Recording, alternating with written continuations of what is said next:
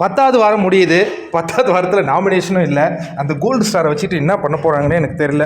அதில் ஒரு 5 gold star வந்தால் நாமினேஷன்லேருந்து எஸ்கேப் ஆகலாம் அப்படிங்கிற மாதிரி தான் ஃபஸ்ட்டு சொல்லியிருந்தாங்க இல்லையா. இப்போ யாருமே 5 வாங்கலை. 3 விஷ்ணு வச்சுருக்காரு, 3 மணி வச்சுருக்காரு. மற்றவங்களாம் இப்போ அதை நோக்கி போயிட்டுருக்காங்க. மாயா கூட 2 வச்சுருக்காங்கன்னு நினைக்கிறேன். Nixon already 1 வச்சுருந்தாரு. ரவீனா இது வரையும் ஸ்டாரே வாங்கினதில்லை. ரவீனாவும் அர்ச்சனாவும் ஸ்டாரே வாங்கினதில்லை இது வரைக்கும்.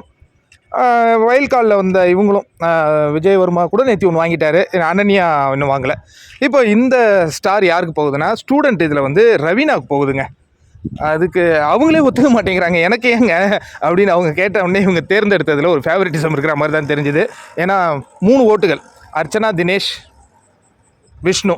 அவங்க விக்ரமுக்கு ஓட்டு போட்டார் யார், நிக்சனு. மாயா அனன்யாவுக்கு ஓட்டு போட்டாங்க. சரி, ஸ்டாஃபில் பார்த்தீங்கன்னா நிக்சனுக்கு வந்துடுச்சிங்க கோல்டு காயின். நிக்சனுக்கு கோல்டு காயின்.